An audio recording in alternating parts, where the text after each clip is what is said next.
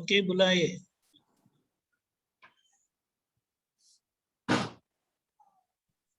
नमो वितरागाय, नमो वितरागाय, नमो अरिहंताणम, नमो अरिहंताणम, नमो सिद्धाणम, नमो सिद्धाणम, नमो आयरियाणम,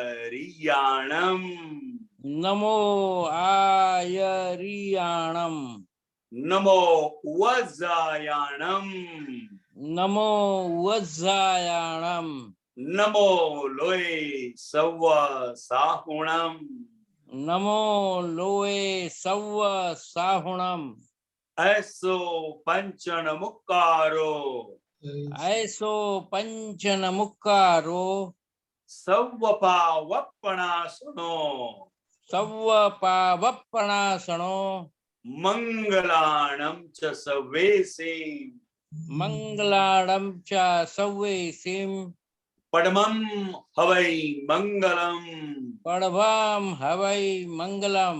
ओम नमो भगवते वासुदेवाय, ओम नमो भगवते वासुदेवाय, ओम नमः शिवाय, ओम नमः शिवाय। जय सच्चिदानंद, जय सच्चिदानंद, जय सच्चिदानंद। जय सच्चिदानंद। डॉक्टर कश्यप जी, सबको जय सच्चिदानंद। जय सच्चिदानंद। दीपकानंद जी जय सच्चिदानंद। जय सच्चिदानंद। ये पद जी है तप करवाना पनखरा CD08।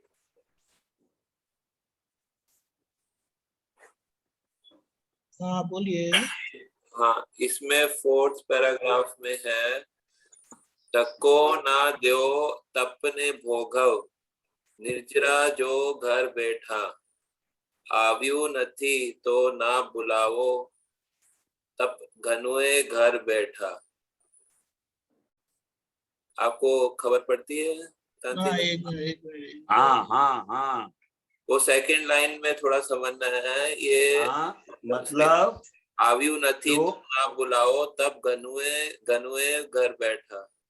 हाँ, तो जो तप सामने से आता है उसको हम धक्का दे के निकाल देते हैं, हाँ जी। और जो तप है नहीं उसको हम बुलाते हैं। हाँ हाँ, तो इसमें कहने का तात्पर्य क्या है कि जो तप आता है उसको ही हमें भुगतना है, जो तप है नहीं उसको बुलाने की जरूरत नहीं है। हाँ, ये तप घनुए घर बैठा, ये क्या मतलब? इसका मतलब हाँ, घनुए मतलब आजकल घर में रहना ही वही सबसे बड़ा तप है। मतलब बहुत घनुए मतलब बहुत सारा होता है ना, बहुत सारा घर। हाँ, बहुत सारा घर में बैठे आ जाता है, ऐसा बहुत सारा तप घर में ही है, तो उसको ही तपो। जो तप है नहीं उसको बाहर से बुलाओ नहीं, घर में ही बहुत तप है, ऐसा कहते हैं। जी जी सही है। हाँ जी। और उसके बाद जो है ये सेकंड पेज में जाइए, सेकंड पैरा, उसमें लिखा है उद्वेगकारी मांदगी माँ, उद्वेगकारी मांदगी माँ, कष्ट कष्ट पीड़न घर बैठा, खुली कशाई स्वार्थ बुद्धि दुखे तपे घर बैठा। ये पहला लाइन तो समझ में आ रहा है कि जो उसमें जो बीमारी में उद्वेग होता है तो कष्ट पीड़ा होता है, घर बैठे होता है। हाँ जी, थोड़ा समझाइए, ये सही है? दूसरी लाइन समझाइए, खुली कशाई स्वार्थ बुद्धि दुखे तप घर बैठा। हाँ, खुली कसाई स्वार्थ बुद्धि दुखे तपवे गैर बैठा।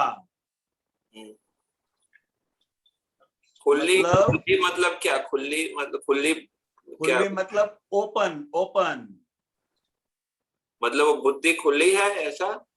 नहीं नहीं नहीं नहीं नहीं, हाँ खुली कसाई स्वार्थ बुद्धि। हाँ जो स्वार्थ बुद्धि है वो हाँ। इतनी ओपन है कि दूसरों को भी पता चल जाता है। अच्छा, तो वो उसमें हाँ कषाय भरा होता है, साथ में कषाय वाली बुद्धि होती है। हाँ, वो सामने वालों को भी पता चल जाता है, ऐसा कहते हैं।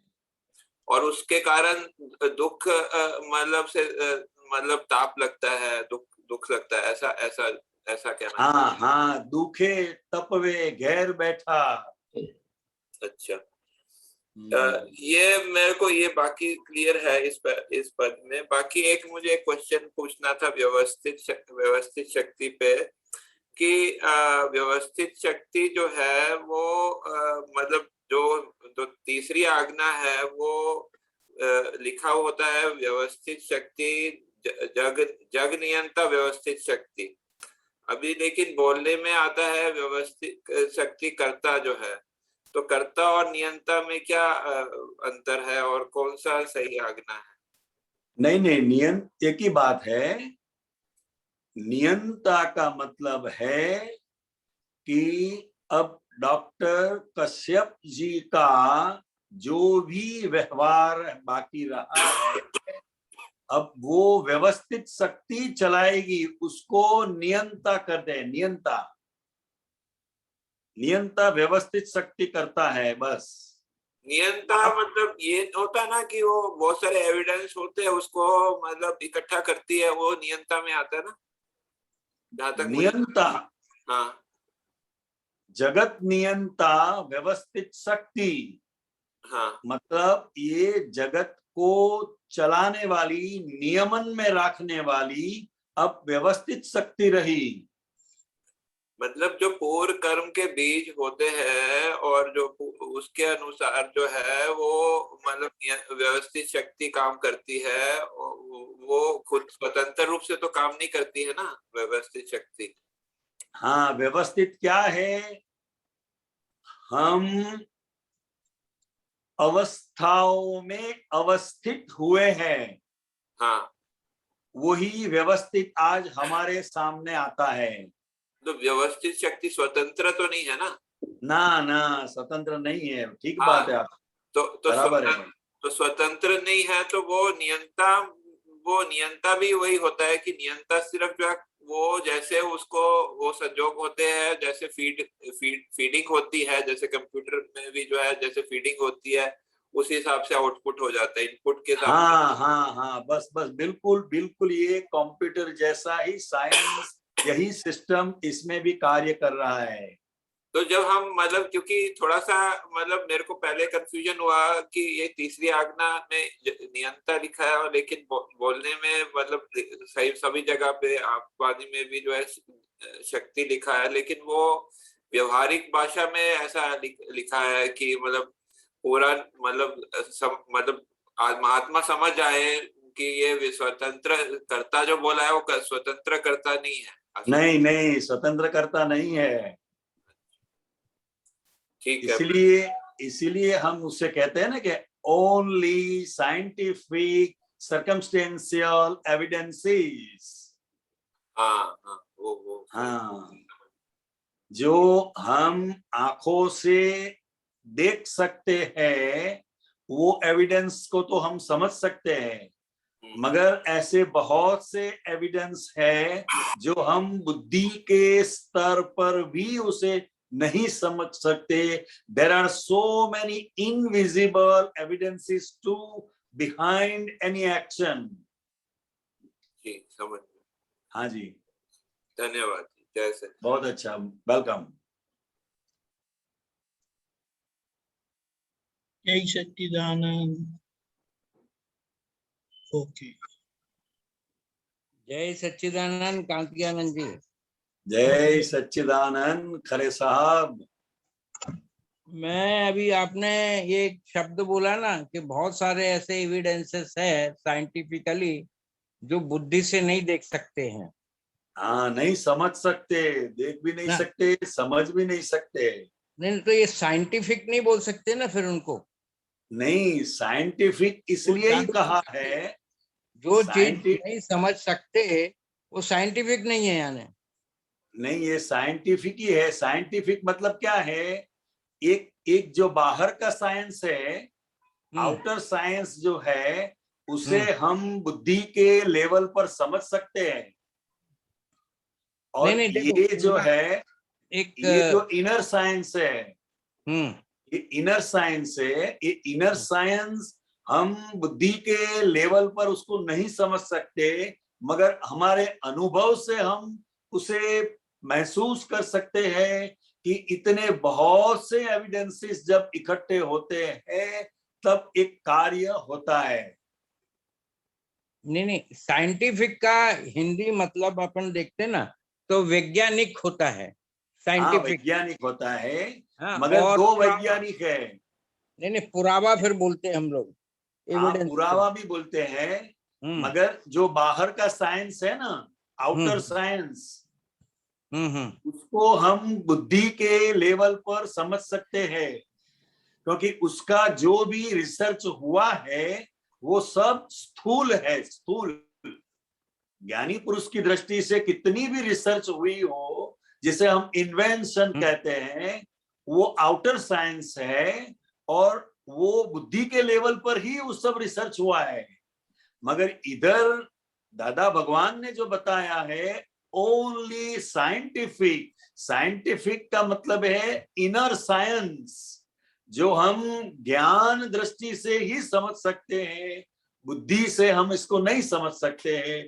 कहने का तात्पर्य इतना है। एविडेंसेस है, एविडेंसेस तो आउटर भी होते हैं, इनर भी एविडेंसेस होते हैं। नहीं, इनर एविडेंसेस तो हम साइंटिफिकली उसको जान सकते हैं। हाँ, जान सकते हैं, मगर यहाँ दादा भगवान क्या कहना चाहते हैं, जो बुद्धि से भी हम नहीं जान सके, ऐसे एविडेंसेस जब इकट्ठे होते हैं तब कोई कार्य बनता है, होता है। तो उसको साइंटिफिक नहीं कह सकते हैं। वो आपकी दृष्टि से बराबर है, दादा भगवान ने इसे साइंटिफिक कहा। अच्छा, हाँ, ये दो बातें हुई। एक साइंटिफिक ऐसा है जो हम बुद्धि से समझ सकते हैं, मगर दादाजी इतनी सूक्ष्मतम बात इसमें हमें बताना चाहते हैं कि जो बुद्धि से भी हम नहीं समझ सकते हैं, ऐसे एविडेंसेस भी जब इकट्ठे होते हैं तब कार्य होता है। नहीं, तो उसमें मुझे ऐसा लगता है कि आंतरिक और बाह्य ऐश्वर्य जो ये ब्रह्मांड का मालिक है, क्या वह कोई एक ऐसा ब्रह्म रूप है कि कोई ब्रह्म का स्वरूप है कि ब्रह्म का प्रतीक है? ऐसी कोई शक्ति विद्यमान है इस संसार में कि जो ये पूरा संसार संचालन कर रहा है? यही तो बताया ना, व्यवस्थित शक्ति। हाँ, तो ये व्यवस्थित शक्ति कोई चला तो रहा है ना? नहीं। है, ये सब साइंटिफिक हो रहा है क्या? हाँ, इसलिए तो बताया ना, इसलिए कहा कि ये बुद्धि से समझ में आने वाली बात नहीं है, अनुभव से हमें पता चल सकता है। नहीं, अनुभव तो आता ही नहीं है साहब। अभी अनुभव तो नहीं, मुझे ऐसा महसूस होता है कभी कभी कि ये जो व्यवस्थित शक्ति सूक्ष्म से सूक्ष्म भी है, कुदरती रचना, वो हमने खुद ने बनाई है साहब।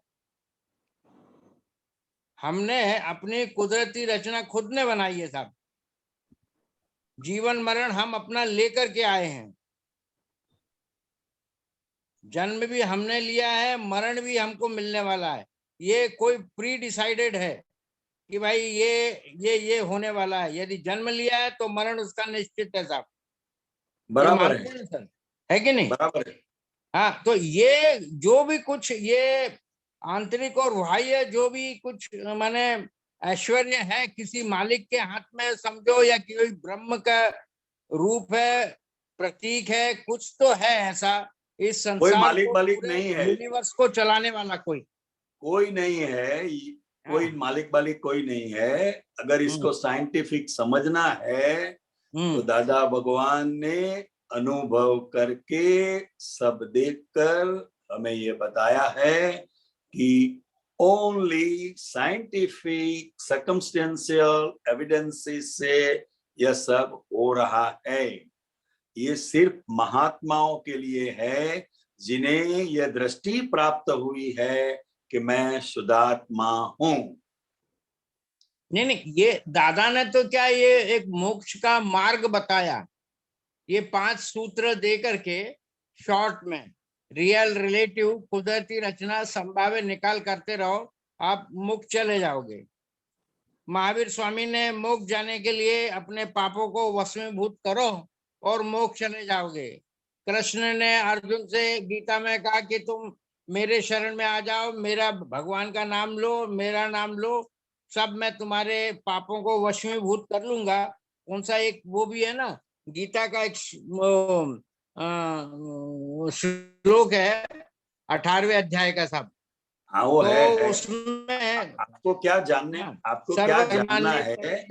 मामे शरणम, मेरे शरण में तुम आ जाओ ये तो तो बराबर सब है। धर्मों को छोड़ करके आ जाए तो मैं सब तेरे पापों को वशीभूत करके तुझे मैं मोक्ष के द्वार ले जाऊंगा। ऐसा कृष्ण वो तो अर्जुन को बराबर है, कहते हैं। बराबर है, बराबर है, हाँ। बराबर है। आपको क्या जानना है? नहीं, आपको क्या मुझे जानना जानना है? ये सब चीज है कि दादा ने ये एक मोक्ष का मार्ग बता दिया है हम लोगों को, महात्माओं को। मगर मैं कभी कभी ये सोचता हूँ कि रियल और रिलेटिव का जो संबंध है, रियल और रिलेटिव का जो संबंध है वो कुछ साइंटिफिकली जमता नहीं है साहब। साइंटिफिकली कुछ मालूम नहीं पड़ता कब रियल चला जाता है रिलेटिव को छोड़ करके। कुछ चला नहीं जाता है। हाँ? कुछ चला नहीं जाता है। दोनों व्यू पॉइंट साथ में ही है। नहीं, अभी कोई माने जब जिसके मरण हो जाता है तो बोलते भाई रियल गए हो, एमनो रियल इनको छोड़ करके चला गया है। हाँ बराबर है। हाँ, तो अब वो रिलेटिव को तो क्या करने का, फिर ले जाएंगे उसको आप। चला नहीं कहा। हाँ, रिलेटिव को रिलेटिव वाले लोग ले जाएंगे साहब। हाँ बराबर है। हाँ, तो ये समझ में नहीं आता मुझे कि रियल जब जाता है तो कौन से साइंटिफिकली सर्कमस्टेंसेस में जाता है साहब। आयुष्य कर्म पूरा होता है तो चला जाता है।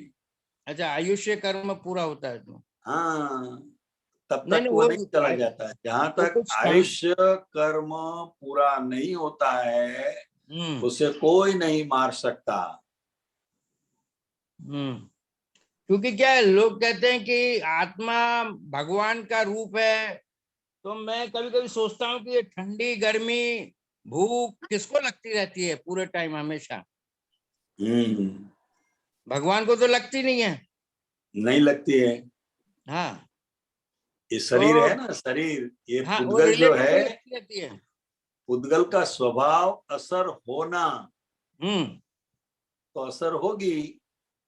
नहीं मगर तो जो शुद्धात्मा है वो असर को जानता है कि ये किसको ठंडी लग रही है, किसको गर्मी लग रही है। हाँ, किसको ये भूख सब लग रही जानता है। है। हाँ नहीं, ये मुझे थोड़ा रियल का और रिलेटिव का है ना संबंध समझ में नहीं आता है।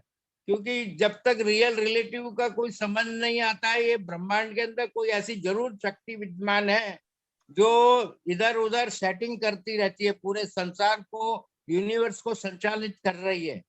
हाँ, तो हम बताया ना बोलते व्यवस्थित जरूर है, शक्ति। शास्त्रों में बहुत जगह लिखा है कि पूर्णमंदम पूर्णमिदे पूर्णात पूर्णस्यते, सब जगह माने आप परिपूर्ण हो सब तरह से।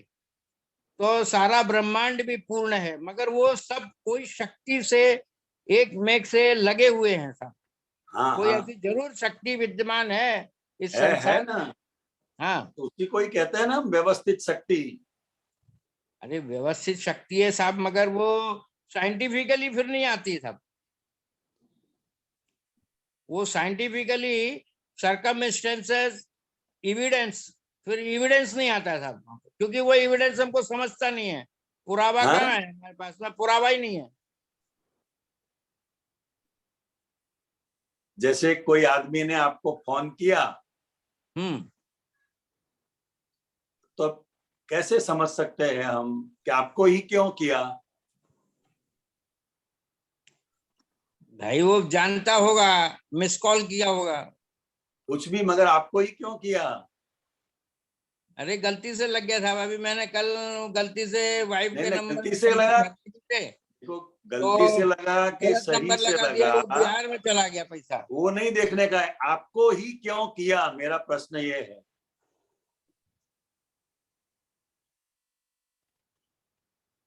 अब इसको बुद्धि से नहीं समझ सकते हम। आपको फोन आया, वो फैक्ट है, बस। आप अब वो इंसान को जानते हैं नहीं जानते हैं दूसरी बात है। मेरा प्रश्न क्या है, आपको ही क्यों फोन किया? मतलब there are so many evidences behind this. एक फोन आता है, इसके पीछे भी बहुत से कारण है, तभी यह कार्य होता है। नहीं, ये तो सर वो तो सॉरी बोल देगा साहब। नहीं, सॉरी बोलने का सवाल नहीं है। मेरा प्रश्न क्या है, आपको ही क्यों किया? देखो वो पुलिस चौकी में करेगा तो पुलिस पहुंच जाएगी, 2 डंडे लगा देगी उसको, जाकर के भूल जाएगा जिंदगी भर तक कि भैया कोई भूल से भी ना कहीं गलत फोन नहीं करने का। ये मेरा प्रश्न का जवाब नहीं है। नहीं, ये तो क्या साहब लापरवाही होती है। मेरा जो प्रश्न आपको है, नहीं, वो आपने क्या कहा कि आपको वैसे ही ही कल क्यों को किया? किसी को उठा के लेके जाएगा आपको ही क्या? क्यों किया? नहीं, गलत हो, रॉन्ग नंबर हो या राइट नंबर हो, इससे हमें कोई लेना देना नहीं है। अंतियानंद जी, हाँ। वो भी सोए हुए थे ना, तभी किया। नींद में से जगाया हाँ। और निकला नहीं, अभी रॉन्ग देखिए नंबर। ना साहब, कल हमारे यहाँ पे बोचराज जी रोड पे कोई पता नहीं बुजुर्ग गुजर गया, और जब उसको ले गए तो वहां पे वो उठ के बैठ गया साहब, वापस आ गया घर पे। तो उससे पूछना पड़ेगा यमराज को, भैया तू काय को ले गया इसको, और ये तो उठ करके आ गया है सब लकड़ी पर से। यमराज कोई है ही नहीं। नहीं, तो वो साइंटिफिकली ऐसा ही कोई फोन आया होगा उसको भी। नियमराज है, नियमराज। नहीं साहब, अभी देखो अपन लोग हिंदू धर्म में हैं, तो हिंदू धर्म में क्या है कि पूरा ना तो ढंग से हमने हिंदू धर्म समझा ना जाना, और अपन लोग ने एकदम शॉर्टकट दादा का ले भी लिया और मानते भी हैं रियल रिलेटिव। मगर ये रियल रिलेटिव का कभी कभी मुझे ना समझ में नहीं आता कि कब चले जाएगा रिलेटिव को छोड़ करके रियल, और फिर हाँ, रिलेटिव को रिलेट दूसरा रिलेटिव कब ले जाएंगे? सिंपल सी बात है। रिलेटिव जो है वो टेम्पररी है, रियल वो परमानेंट है। बस रिलेटिव का मतलब क्या है, वो एक दूसरे पर आधारित है। एक आधार किसका कि सब रिलेटिव टूट हो जाता है, ऐसा है। और रियल जो है वो परमानेंट है। अभी हमारे क्या है कि बीच में एक हमारे शास्त्र में पढ़ रहे थे, तो उसमें लिखा था कि अभी कृष्ण का गीता का मैंने पाठ पढ़ता है ना, 18वें अध्याय का कुछ 78 श्लोक है, ये 67 श्लोक था कि तू मेरी शरण में आजा, सिर्फ मेरे ही नाम ले, माने श्री कृष्ण माने भज मेरे को, मुझे ही भज, तो तू मोक्ष में चला जाएगा। अब मैं समझ में लाया कि मैं बोले कि भाई हरे कृष्णा हरे गोविंद यही बोलते रहूंगा तो भी मैं मोक्ष में चला जाऊंगा। नहीं, कुछ नहीं हो सकता है। हाँ, उसे मालूम ही नहीं कृष्ण कौन है, वही मालूम नहीं है। अच्छा, उनका कहने का तात्पर्य क्या है, आत्मज्ञानी पुरुष की शरण में जाइए। अब कृष्ण को कहाँ ढूंढेंगे हम? हाँ, कहने का तात्पर्य क्या है, गीता में लिखा है ज्ञानी पुरुष ज्ञानाग्नि से सभी कर्मों को भस्मीभूत कर देते हैं। अभी आपने बताया। चलो, जय सच्चिदानंद साहब। जय सच्चिदानंद, जय सच्चिदानंद। हर बार आके वो गन्ने को पीस करते, कभी रस निकलेगा। हाँ, आप आते रहिए। हाँ, बराबर है। सुरेश जी, हम्म कभी तो रस निकलेगा ही गन्ने में से। हम्म। जय सच्चिदानंद। जय जय सच्चिदानंद। सच्चिदानंद। अनुबेन, जय सच्चिदानंद कांति आनंद जी, दीपक आनंद जी, महात्माओं, जय सच्चिदानंद। जय सच्चिदानंद। जय सच्चिदानंद। कांति आनंद जी, स्वामी जी, इतना सतर्क रहने के बाद भी शब्द न चाहते हुए भी निकल जाते हैं मुंह से, तो क्या ये भी साइंटिफिक एविडेंस है? हाँ, तो ये कैसे, इसको कैसे रोक लगाए? पता है जो इनके रोकने का नहीं consequences- है, रोकने का है नहीं। अगर रोकने का होता तो हमने कब का रोक दिया होता। हाँ, हो जाता है।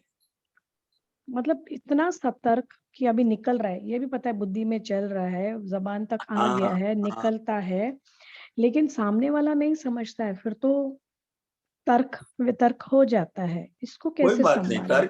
तर्क वितर्क कितना भी हो जाए, जी। उससे हमें घबराने की जरूरत नहीं है। हम्म, हमें एज इट इज इस विज्ञान को समझना है, यह सबसे बड़ी बात है। क्योंकि वाणी तो क्या है, सबको कोई ना कोई ऐसी आदत हो ही है, सबके अंदर वीकनेस, वो वाणी तो निकल ही जाती है। हम्म, हम नहीं चाहते हैं तो भी हो जाता है। हम्म। इसलिए तो इसे टैप रिकॉर्डर कहा। तो ये क्या सामने वाले का जवाब है? मैं ऐसे समझू इसको, भाई इसका सामने वाले का जवाब है? क्या? ये सामने वाले का जवाब है, मतलब जो भी है निकलता है वो सामने वाले को जवाब है, मतलब? नहीं, सामने वाले को जवाब नहीं है, हमें जो सुनना पड़ता है वो हमारा जवाब है। हाँ, हमें तो सुनना पड़ता है। हाँ, वो हमारा जवाब है। मर गए। अच्छा, अभिप्राय और पूर्व ग्रह में क्या मतलब ये है, उसके पूर्वग्रह जो consequences? है वो बिगिनिंग हाँ, है, ओके। और अभिप्राय जो हुआ वो इतना दृढ़ हो गया अब। हाँ, तो ये क्या बाधाएं लाती है हमारे आध्यात्मिक मार्ग में, जो वो नेगेटिव पॉइंट है? हाँ, नहीं, वो जो दूसरी आज्ञा है कि जीव मात्र के अंदर शुद्धात्मा है, वो शुद्धात्मा के दर्शन करने के लिए अभिप्राय एक बहुत बड़ी बाधा बन जाता है। क्योंकि हम कोई भी व्यक्ति को जब देखते हैं तो अभिप्राय से ही देखते हैं। बराबर। हाँ, अब ये आया, अब ये चाय पिए के बगैर जाएगा नहीं, अब ये पड़ोस वाली बहन जी आई, अब ये घंटे भर बैठी रहेगी, ये घंटे भर तक जाएगी नहीं, इस अभिप्राय से ही हम देखते हैं। वो शुद्धात्मा के दर्शन नहीं होते हैं। तो सबसे बड़ा हमारा जो बोझा है, समझे, वो अभिप्राय का है। तो ये भी साइंटिफिक सर्कमस्टेंसेस एविडेंस में ही आता है, बिकॉज बहुत ट्राई करते हैं, बहुत दादा भगवान को प्रार्थना करते हैं, मेरे को इस चीज से उठाओ, इस चीज खत्म करो, बिकॉज कब तक ये चलता रहेगा, कब नहीं, तक? उसका मेथड जानना है ना। आपने दादा भगवान से प्रार्थना की, वो बहुत अच्छी बात है, मगर इसका मेथड समझना पड़ेगा। वो समझाइए। मेथड समझ पड़ेगा कि जो अभिप्राय है, वो अभिप्राय हमें क्यों पड़ा, क्योंकि उसको हमने कर्ता मान लिया। ओके, हाँ, वो निमित्त है, जब वो भी हम कोई व्यक्ति को कर्ता मानते हैं तब हमें अभिप्राय अंदर पड़ जाता है, और वो अभिप्राय हमारे को ही दुख देता है। बिल्कुल। हाँ, वो तो आएगा, आराम से बैठेगा, नाश्ता करेगा, चाय पिएगा, और हमारे अंदर चलता रहेगा, ये कब जाएगा, ये कब जाएगा। क्योंकि ये पड़ोस वाला है ना, अब ये घंटे भर बैठे रहेगा, उसको कुछ भी काम नहीं है, फिर भी बैठे रहेगा। तो हमारा ये ऐसा एक अभिप्राय बन जाता है कि यह अब जाएगा नहीं। तो वो अभिप्राय दुखदाई है, वो व्यक्ति दुखदाई नहीं है। बराबर। मेरा एक मैं एग्जाम्पल देती हूँ। जैसे सामने वाले का स्वभाव जानने के बाद मैं थोड़ी सीक्रेटिव हो गई हूँ। मतलब कोई भी वस्तु अगर घर में आती है, कहाँ से आया, क्यों आया, किसको जा रहा है, किसको देना है, क्यों करना है, तो मैं सोचती हूँ मैं ये ऐसे कब करती थी जो ये सामने वाले में ये स्वभाव है। बिकॉज सब प्रतिबिंदु है अपने, तो फिर मेरे को छुपाना पड़ता है, वो गलत है। मेरे को मतलब उससे बहुत घुटन होती है कि मेरे को छुपा छुपा के करना पड़ता है सब चीजें, और ये वस्तु मुझे नहीं अच्छा लगता है। मतलब वो सामने वाला नहीं, जैसे छिपाने की प्रश्न, जरूरत नहीं है। तो जैसे सामने वाला अगर प्रश्न नहीं पूछे ना, तो उसको कैसे रोक लगाए ना, खुला करते तो इतने नहीं, प्रश्न उठते हैं। उसको रोक लगाने की जरूरत नहीं है। हमारा व्यवहार ही ऐसा ट्रांसपेरेंट हो कि बस उसे यही पूछना ही ना चाहते हैं, पड़े, वो उसे ही मैं पूछना चाहती थी, ही ना इतनी पड़े। ट्रांसपेरेंसी हो जाए कि और क्यों छुपाए, क्या छुपाना है क्या। और हम्म उनको भी समझाना है कि हम्म आप हर बात में पूछा मत करो, ताकि हमें झूठ बोलना पड़े। वो कई बार बोल चुके हैं कि मत इतना पूछा करो, आप मौन करो ना, आप अपना भगवान में रहिए ना, आपकी एज मतलब वो भी नहीं बोल सकते हैं, बहुत ज्यादा भी नहीं बोल हम सकते। कोई भी चीज ऐसे रास्ते पे नहीं डाल देंगे कहीं। ये तो जब तक अपना ऋणाणु बंद है तब तक तो ये चलते ही रहेगा, मेरे को लगता है। मगर अपने को बोल देने का भाई ये हो रहा है बस, ताकि उसको तसल्ली हो जाए, उसको पूछने की नौबत ना आए। हाँ, मेरे को यही कल आया कि इतने ट्रांसपेरेंट होना बस। चाहते हैं, इतने ट्रांसपेरेंट कि सामने सब क्लीन रहे, व्यवहार इतना मतलब चोखा हो जाए ना। ये क्या छुपा छुपी जैसे खेलते हैं, हाइड एंड सीक ऐसे चल रहा है घर के अंदर ही, हाँ, ठीक है, बहुत बहुत धन्यवाद। जय जय सच्चिदानंद। सच्चिदानंद। जय सच्चिदानंद। जय सच्चिदानंद। अरे एक मिनट, गीता बहन अलवर, सॉरी, वापस अनम्यूट करेगा। जय सच्चिदानंद स्वामी जी। जय सच्चिदानंद। जय सच्चिदानंद। जय सच्चिदानंद। स्वामी जी, दादाजी शीलवान की बात करते हैं। क्या? शीलवान की बात करते हैं दादाजी। हाँ, सिलवान की बात करते हैं।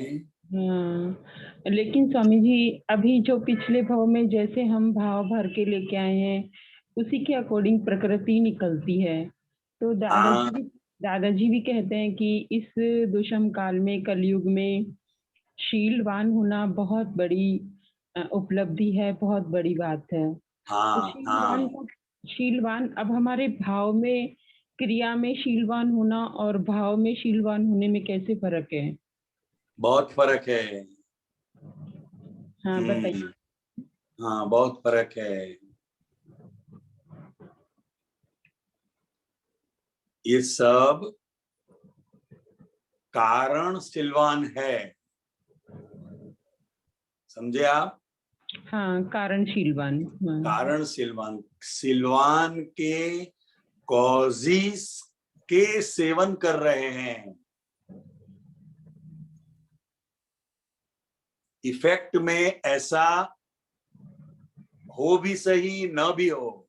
हाँ, तो ये दोनों बात हमें समझना है। ये तो बहुत बड़ा एक प्रताप है सिलवान, वो एक बहुत बड़ा प्रताप है।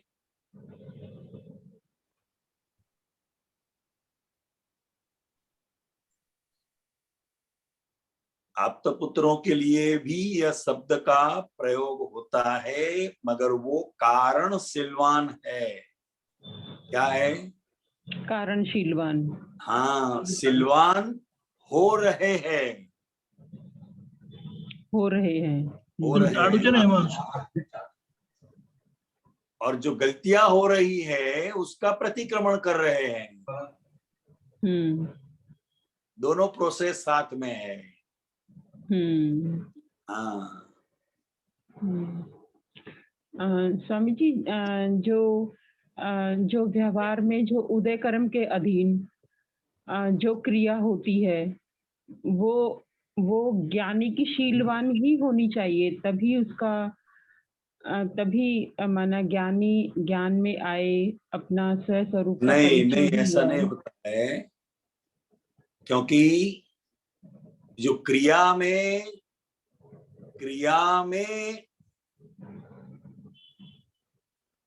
सिलवान नहीं भी हो सकता है, ऐसा भी होता है, मगर हाँ। उनका भीतर से निश्चय किस और है वो बात अगत्य की है। हाँ। हाँ, तो इस विज्ञान को इस तरह से समझना है, क्योंकि जो अज्ञानतावश जो कॉजेस पड़ गए, अब इसका इफेक्ट आना ही है। आना ही है। हाँ। हाँ, तो वो हाँ। उससे सेपरेट है, सेपरेट है। हाँ। वो उससे सेपरेट है। और भीतर से जो उसका निश्चय है, वो निश्चय एकदम स्ट्रांग है। जब निश्चय स्ट्रांग है, तब यह जागृति के वश वो प्रतिक्रमण हो जाता है। मतलब जो हाँ। क्रिया हो गई उस पक्ष में वो नहीं है। हाँ। हाँ, तो ये साइंस सिर्फ इतना हमें समझाना चाहते हैं। हाँ, कि हमें दृष्टि के लेवल से ही ऊपर उठना है, दृष्टि और हाँ निश्चय के लेवल हाँ, से। क्रिया हाँ, के लेवल से नहीं, क्रिया के लेवल से नहीं। हाँ, क्योंकि क्योंकि क्रिया क्रिया क्रिया पर और पराधीन है। हाँ। क्रिया पर और पराधीन है।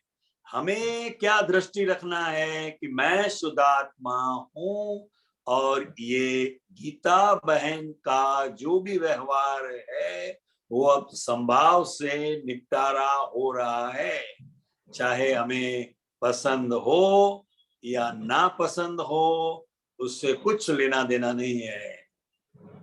उसको निपटारा करना ही पड़ता है, अगर मुक्त होना है तो। हाँ। हाँ, हाँ, मुक्त होना है तो निपटारा हो ही जाएगा। हाँ, हो ही जाएगा, बराबर है, हो ही बराबर जाएगा। है। हाँ। स्वामी जी, जो हमारी स्वतंत्रता की हम बात कर रहे हैं, पूरा देश आज स्वतंत्रता दिवस मना रहा है, पर मुझे अंदर ऐसा लग रहा था कि स्वतंत्र तो देश तो स्वतंत्र हो गया विचारों से, मन से, लेकिन हम जो वास्तविक स्वतंत्रता है वो तो आत्मा को स्वतंत्रता, फ्रीडम, उसकी फ्रीडम का क्या? हाँ, वो है भीतर की जो स्वतंत्रता है, संयोग में संयोग रूप न हो जाए, और ज्ञाता दृष्टा वो हमारी पूरी स्वतंत्रता है। उसमें कोई भी बाधा नहीं डाल सकता, कोई भी संयोग जो है वो भी बाधा नहीं डाल सकता। इतनी स्वतंत्रता हमारे भीतर पड़ी हुई है। हाँ। हाँ, आत्मा तो स्वतंत्र है ही, और वो स्वतंत्रता ही चाहती है।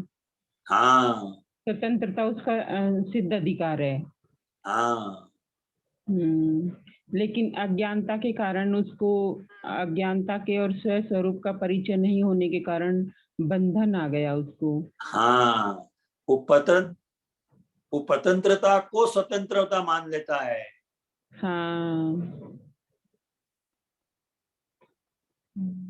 हो रहा है संयोग से, मान रहा है मैं कर रहा हूँ। हाँ।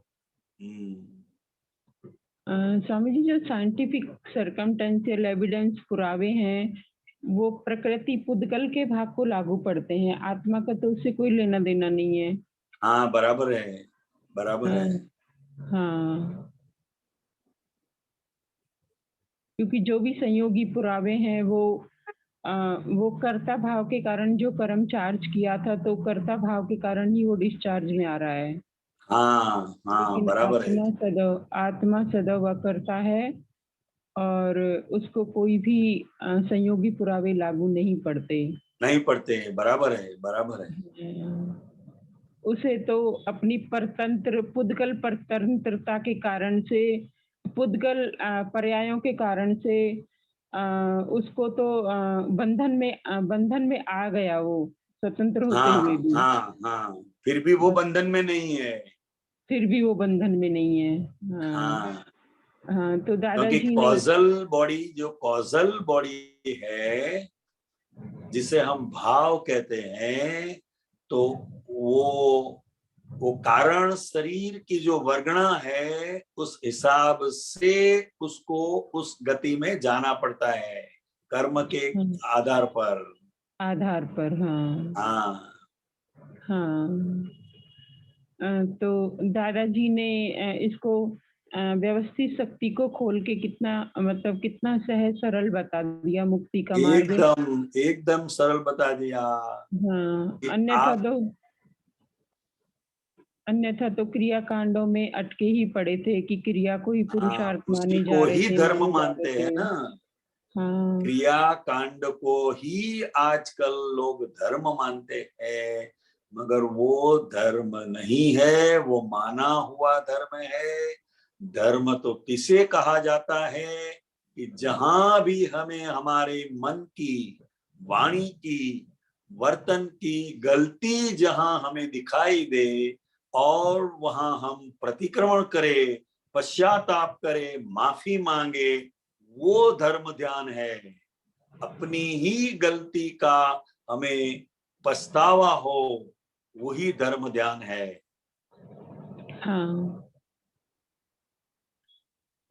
स्वामी जी, इतने इतने लोगों को सुना, इतने लोगों को हम पढ़ते भी हैं, कितने हजारों धर्म गुरु हैं, लेकिन सब रिलेटिव पार्ट को ही फॉलो करवाते हैं और करते हैं। और हाँ एक हाँ हाँ, दुनिया के जितने भी धर्म है या धर्म गुरु है, कोई भी है, वो पाप पुण्य से हमें मुक्त नहीं करवाते हैं। वो हमें पुण्य का मार्ग बताते हैं। हाँ, मगर हमें पता नहीं है कि पुण्य अकेला कभी होता ही नहीं है, सही पाप बात है। होगा ही उसके साथ। हाँ हाँ जितना पुण्यशाली आदमी है उतना ही बड़ा पाप करेगा। हाँ।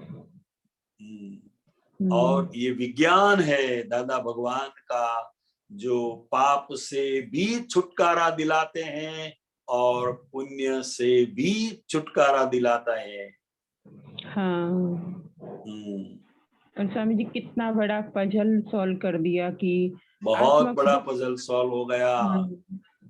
आत्मा को तो कुछ लागू ही नहीं पड़ता ना, इतनी सारी कुछ सब नहीं लागू बातें पड़ता है, आत्मा को वो तो कुछ लागू नहीं सदा पड़ता। शुद्ध है, मुक्त है। हाँ हाँ, पूरे ब्रह्मांड को प्रकाशित करने की शक्ति रखता है, इतना अनंत शक्ति वाला है।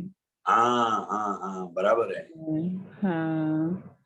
और अभी बुद्धि बुद्धि वाले पार्ट में सारा रिलेटिव पार्ट में बुद्धि अटकी हुई है, ऐसे वैसे। जैसे अभी सत्संग में पहले भी महात्मा बात कर रहे थे, तो वो सारा रिलेटिव पार्ट के प्रश्न करते हैं तो वहाँ सॉल्व नहीं होते हैं, क्योंकि रियल पार्ट को उससे कुछ लेना देना ही तो नहीं है ना। और यही तो मेन दादाजी ने पकड़ाया था, दादाजी ने पकड़ाया ही यही है। इसीलिए तो दादाजी ने कॉन्फिडेंस से कह दिया कि तुम 15 भाव में मोक्ष चले जाओगे। डिस्चार्ज वाला पार्ट डिस्चार्ज होता ही रहेगा, कब तक भी डिस्चार्ज होता रहेगा, लेकिन तुम अब अपने स्वपद से नहीं हटेंगे। हाँ, क्योंकि प्रज्ञा तुम्हारा पीछा नहीं छोड़ेगी। एग्जैक्टली प्रज्ञा शक्ति वही तो लाइन ऑफ डिमार्केशन है। हाँ रिलेटिव को कभी रियल समझने नहीं देगी और रियल को कभी रिलेटिव नहीं समझने देगी। वो प्रज्ञा शक्ति का कार्य है और प्रज्ञा शक्ति हमें मोक्ष तक पहुंचाने के बाद ही वो विलीन होगी। हाँ, प्रज्ञा शक्ति स्वामी जी आत्मा का ही एक माना हुआ पार्ट है, भाग है। हाँ, हाँ, हाँ, वो ज्ञानी पुरुष की कृपा से ज्ञान विधि में आत्मा की एक शक्ति आत्मा में से ही अलग होती है और वो प्रज्ञा शक्ति के रूप में कार्य करती है। प्रज्ञा शक्ति का मतलब है अब वो हमें संसार में नहीं ले जाएगी मगर संसार का संभाव से निपटारा कराएगी और शुद्धात्मा में हमें स्थिर करेगी। हाँ अज्ञान दशा में अज्ञा शक्ति थी। अज्ञान दशा में अज्ञा शक्ति थी तो वो अज्ञा शक्ति जो है वो हमें संसार में से बाहर नहीं निकलने देती थी। हाँ दोनों और शक्तियां ही काम कर रही है। हाँ ये बहुत बड़ी आश्चर्य है और हाँ प्रज्ञा शक्ति का जागरण ही मोक्ष मार्ग है। हाँ दादाजी की हर बात में राज होता था, तभी तो दादाजी ने इजी गोइंग में कह दिया कि तू भाजी खाता खाता मोक्ष में चला जाएगा, क्योंकि दादाजी को मालूम था ना कि मैंने जो उसे दिया है वो उसे छूटेगा ही नहीं छूटेगा। इसीलिए साइंस कहा ना इसे। हाँ इसीलिए साइंस कहा उसे। ये कोई शब्द नहीं है, हाँ ये कोई वाक्य नहीं है, ये दृष्टि है। हाँ और दृष्टि जब एक बार बदल जाती है तो फिर वो दृष्टि से ही जीवन जीना शुरू हो जाता है। हाँ तो अध्यात्म वो भीतर की दृष्टि जब बदलती है, आत्मा भी मुक्त जब दृष्टि होती है तब अध्यात्म की शुरुआत हो जाती है। हाँ तभी दादाजी ने आत्मा को विज्ञान घन बोल दिया। विज्ञान हाँ, घन। विज्ञान घन। हाँ स्वयं विज्ञान क्रियाकारी। हाँ स्वयं क्रियाकारी है वो। तो दादाजी ने जैसे कोई सूरज को देखने के लिए कोई प्रकाश की आवश्यकता नहीं है। हाँ क्योंकि वो स्वयं प्रकाशित है। हाँ जो स्वयं प्रकाशित है उसे देखने के लिए कोई प्रकाश की आवश्यकता नहीं है। हाँ दादाजी का बहुत बड़ा उपकार है कि इतना सरल मुक्ति के मार्ग को इतना सरल करके उन्होंने दे दिया। हाँ हाँ बहुत बहुत सरल करके उन्होंने दे दिया। अब लगता है कि जीवन जीने का मकसद और जीवन जीने का आनंद लक्ष्य को उस चीज प्राप्ति कर ही हुआ है। प्राप्ति की प्राप्ति कर ही हुआ है। अन्यथा तो कितना जन्म ही खराब हो गए थे और हो जाते। बराबर है, बराबर है। इसलिए बहुत हम सब आज्ञा में रहकर जीना ही अब जीना हो गया। हाँ और बताइए कोई भी प्रश्न है तो। हाँ दादाजी की तपस्या और हमारे दादाजी की इतनी तपस्या वर्षों की और हमें परोसी हुई थाली हमें रेडीमेड मिल गया, रेडीमेड।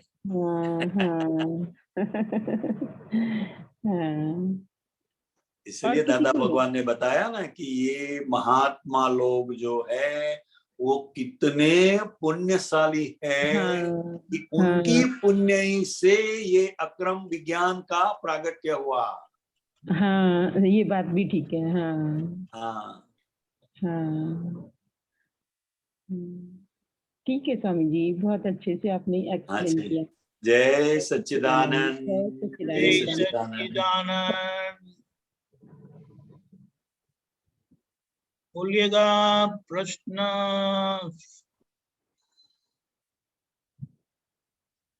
सुरेश जी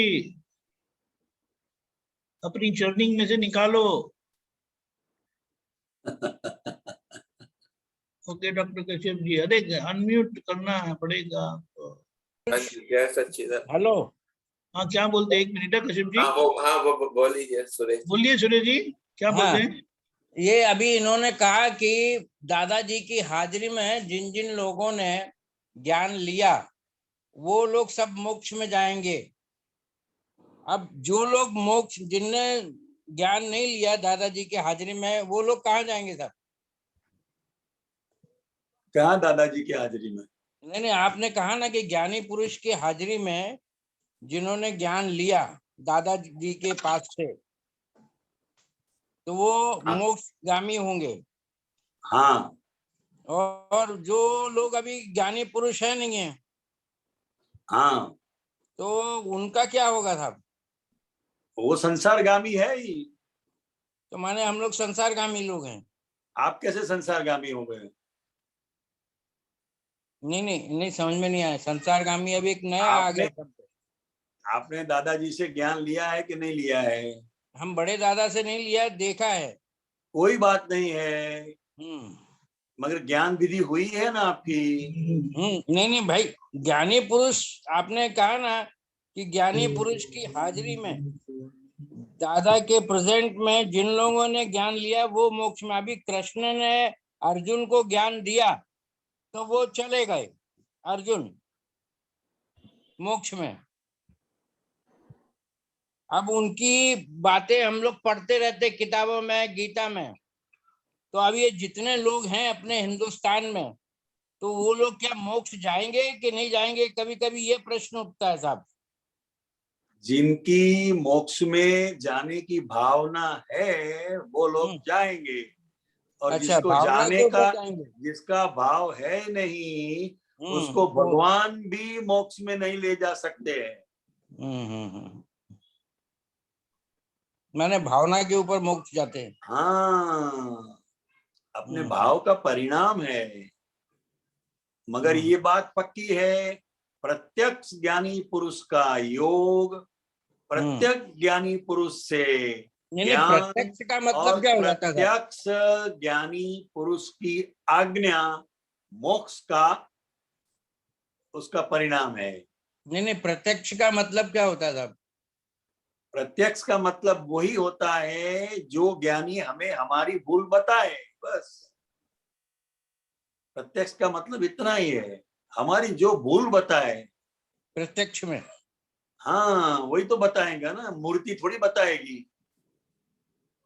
मूर्ति किसी की भी हो, वो हमारी गलती नहीं बता सकती है।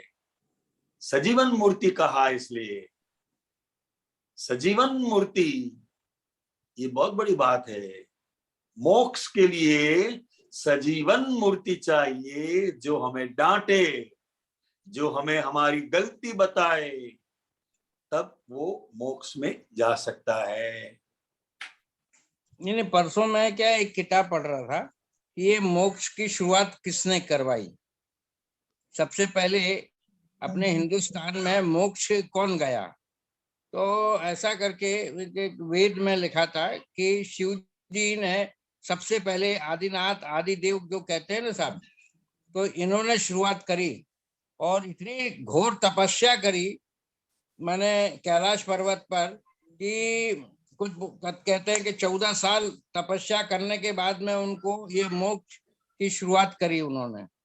उसके बाद में सप्त ऋषियों ने करी, और वो सप्त ऋषियों ने करने के बाद में उन्होंने कई अपने चेले चपाटे बनाए, जिसमें गोरखनाथ आ गए, शंकराचार्य आ गए।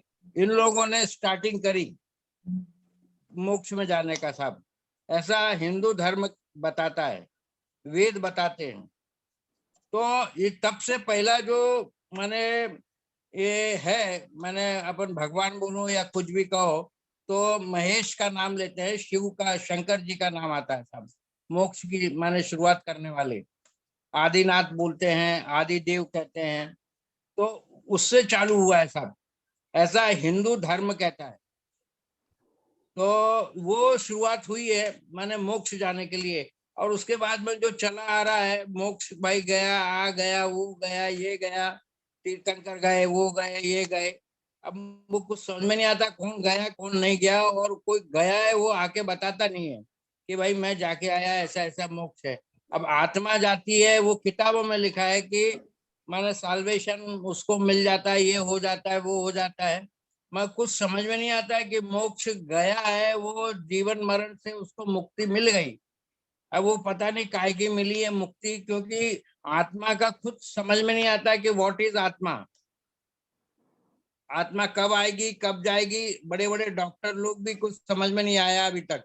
आत्मा आप के बारे आपकी में बात रिसर्च कर करो करके थक गए। खरे साहब, आप जी। आपकी बात करो कि आपको आपकी गलती दिखाई देती है या नहीं दिखाई देती है? नहीं नहीं, गलती तो क्या है अभी, गलती तो सबको मालूम पड़ जाती है।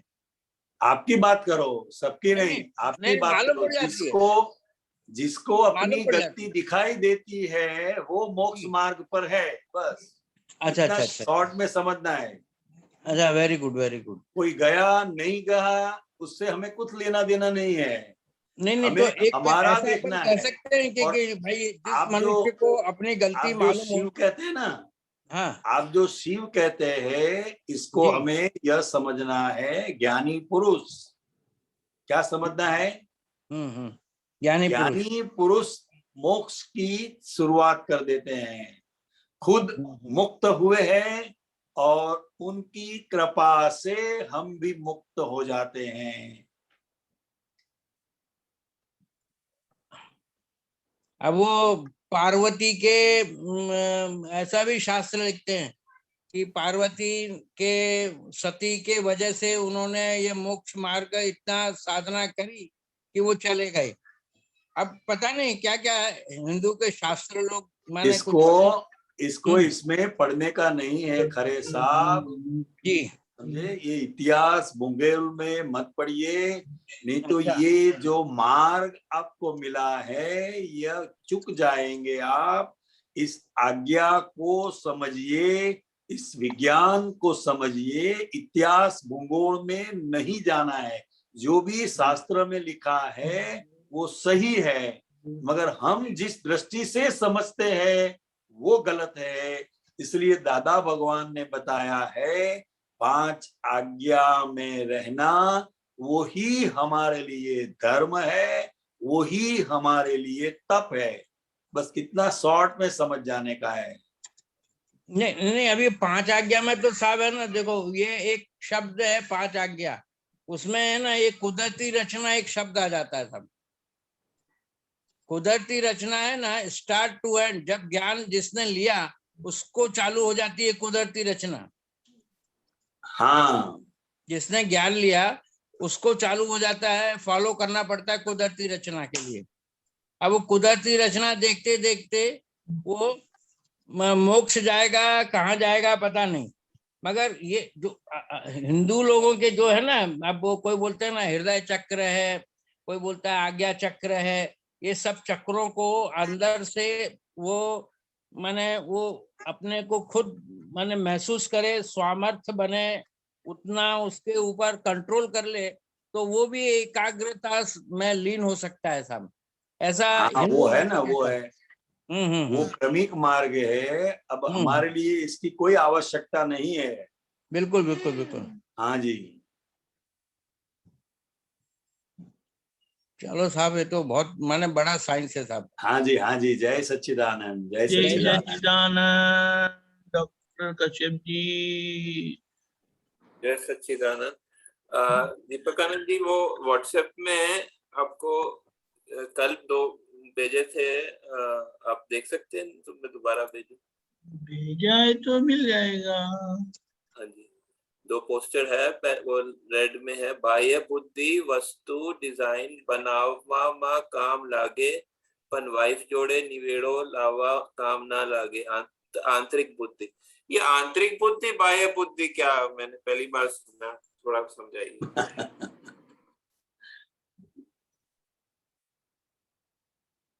हाँ, बाह्य बुद्धि वस्तु डिजाइन बनावामा काम लागे, પણ વાઇફ જોડે નિવેડો લાવવા કામ ન લાગે. हाँ, આંતરિક બુદ્ધિ જોઈશે.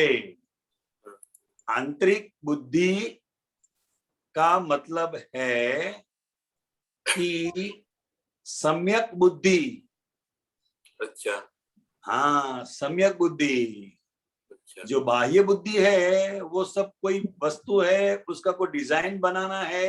जैसे कारीगर लोग अपनी कारीगरी से कोई भी चीज बनाते हैं तो उसमें भी बाह्य बुद्धि का उपयोग होता है. बाह्य बुद्धि मगर मतलब संसार की तरफ जो जिसका मतलब इंटरेस्ट होता है, रुचि होती है, वो होता है बाह्य बुद्धि. बाह्य हाँ, की बाह्य बाह्य बाह्य वस्तु डिजाइन बनाने में. अच्छा मगर वाइफ के साथ हाँ, वाइफ के साथ अगर निपटारा लाना है तो आंतरिक बुद्धि चाहिए. तो ये सम्यक बुद्धि इसको बोलते हैं ना. सम्यक बुद्धि मतलब घर के कोई भी लोग कितना भी उल्टा सुल्टा करे मगर हमें वो सीधा दिखाई दे, वो हमारी आंतरिक बुद्धि है. तो सम्यक का क्या मतलब यहाँ पर क्या सम्यक क्या मतलब है? सम्यक बुद्धि सम्यक मतलब सवड़ी सवड़ी पॉजिटिव दृष्टि. अच्छा, पॉजिटिव वाली. हाँ, हाँ तो ये ज्ञान के पहले भी होती है सम्यक बुद्धि? हाँ, होता है ना, होता है. अच्छा, कई लोगों के पास होती है मतलब सम्यक बुद्धि जो. हाँ, है ना. बुद्धि से भी संसार के बहुत से प्रश्नों का सॉल्यूशन आता है, नहीं आता है ऐसा नहीं है, मगर वो लिमिटेड प्रकाश है. हाँ हाँ अच्छा.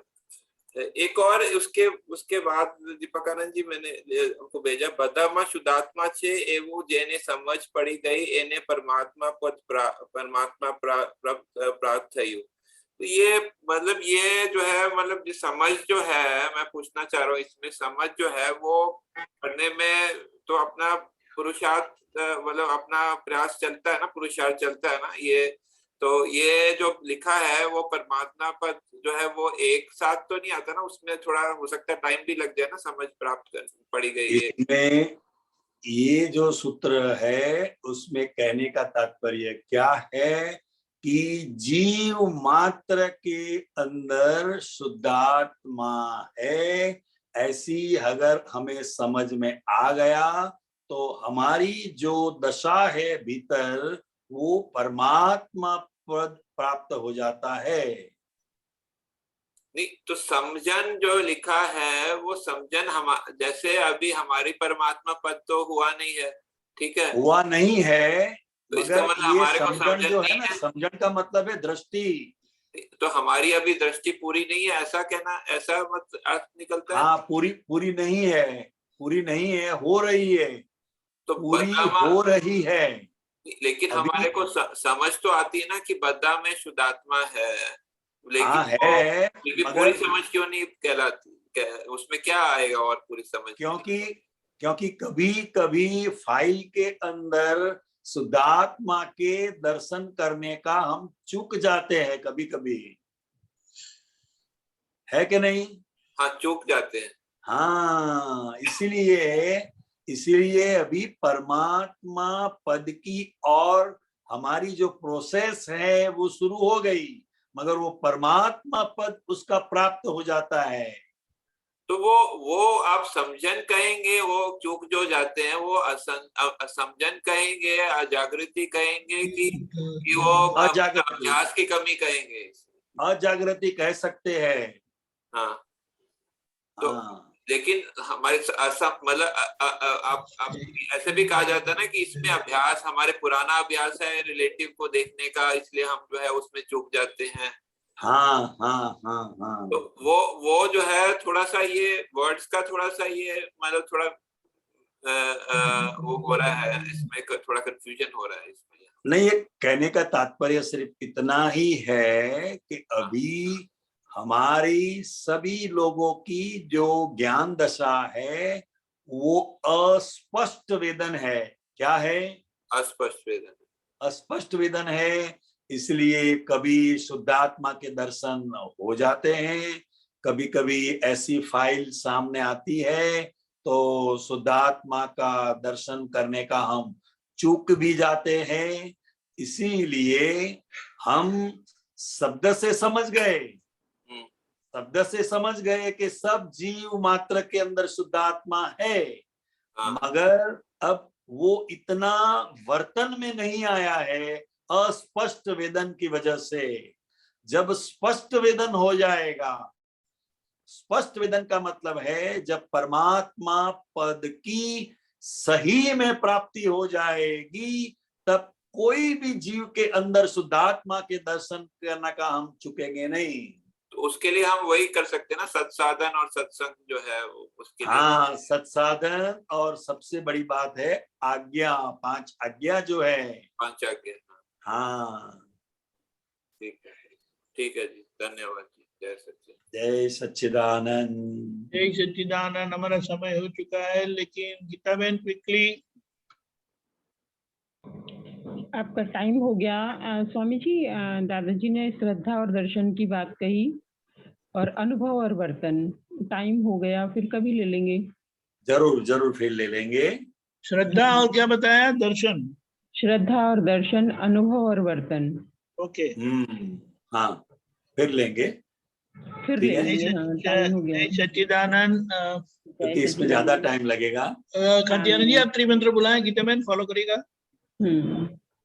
नमो वीतरागाय, नमो वीतरागाय, नमो अरिहंताणम, नमो अरिहंताणम, नमो सिद्धाणम, नमो सिद्धाणम, नमो आयरियाणम, नमो आयरियाणम, नमो उवज्जायाणम, नमो उवच्छायाणम, नमो लोये सव साहुणम, नमो लोये सवे साहुणम, ऐसो पंचन मुक्कारो, ऐसो पंचन मुक्कारो, सव पावपणासुनो, सवे पावे पणासणो, मंगलाणं च सर्वेसीं, मंगलाणं च सव्वेसीं, परमं हवै मंगलम्।